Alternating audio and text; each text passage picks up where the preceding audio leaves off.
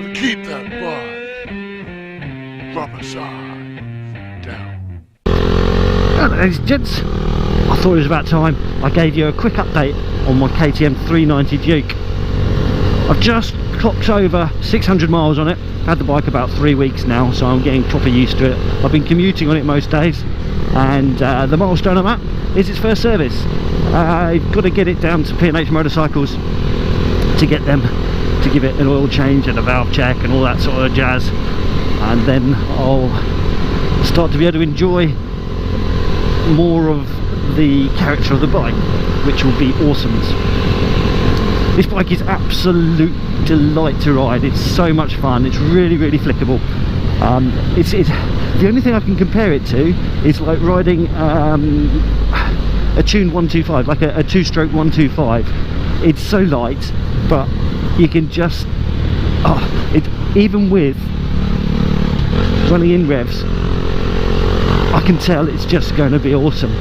And you have to ride it like a 125 too. You've got to like plan your corners so that you don't have to slow down for them, pulling out of junctions, making sure they're clear before you get to them, so you don't need to shut the throttle, so you can just keep on going with it, not pinned, but with the 63 miles an hour speed limit I'm having imposed on it at the moment.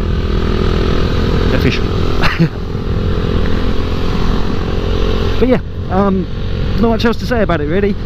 Everything seems to be holding together right. It's an absolute bitch to keep clean. I'm not enjoying the cleaning side of things, but I am enjoying the riding side of things, and that's what it's all about. We don't buy these things to keep them looking absolute pristine. We buy them to ride them, and that's what I've been doing.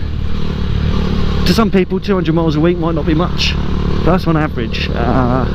Most of those miles have been racked up visiting places as opposed to the commute, because my commute is only actually 5 miles. But I'm going to try and commute on it all the way through the winter, as long as my hands can keep up with the temperature and my knees. Like I say, it's only 5 miles, but it'll be interesting to see how it fares in British winters.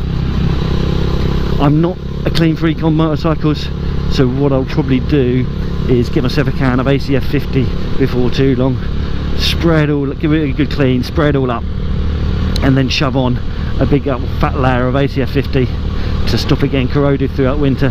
And then I'll probably not clean it until springtime, or at least till they've stopped salting the roads, and that way I'll have a protective layer of ACF 50 with a protective layer of dirt over the top of that. Work for the Mary Rose. I mean, like, wow, that was under the water in silt for ages.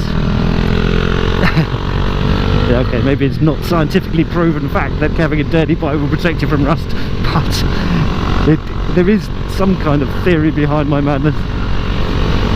Anyhow, I'll do another update once I've got it fully running. I just wanted to let you know how I was enjoying it so far, and so far it is 100% thumbs up, except for the dashboard. That is shit.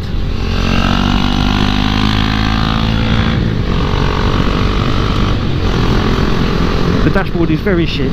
Look, condensation, there's a wet patch there. Every time I ride this bike, that comes back in and it disappears when no one's looking.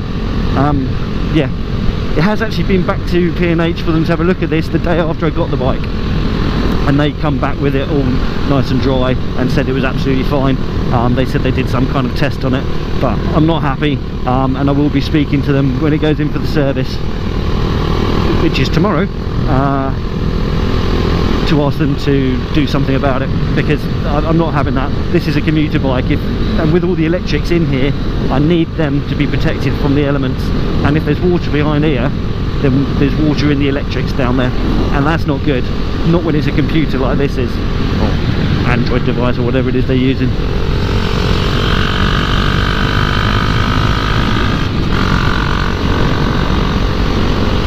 There is something with this bike that I find odd, is the riding position. It wants me to sit forward like this, elbows up, ride it like a Supermoto, and that's fine, and you can stick your feet out to go around the corners, and that feels fine. But if you want to ride it like a sports bike, you want to sit back a bit, and then you can sort of throw it around. But until I've got full use of the throttle, that feels a bit odd and a little bit over the top. Really, you can just sort of sit in the middle and just push the bike down in whichever way you want to go, using the bars, and that works as well. I've not had any problems with grip. The tyres seem fantastic, although again I'm not exactly breaking any records of speed here, so I'm not pushing them very hard. That's not to say I've not been hustling it though. Right, I'm gonna finish now because I'm faffing and talking crap. Yes, if you like this stuff, don't forget to subscribe to my channel if you haven't already. If you want to see more KTM stuff, drop in a comment below, let me know, and I'll do an update once I've got the bike fully running. If you did enjoy this video, please give it a thumbs up. If you didn't, give it a thumbs down. But whichever you do of the two, please drop in a comment and let me know what it was that you liked or didn't like, and that way I can maintain the content that you like and remove the stuff that you don't. Right, ride safe, take care, and I'll catch you all in the next one. Bye for now. Keep that rubber side down. You know, you gotta keep that bike rubber side down.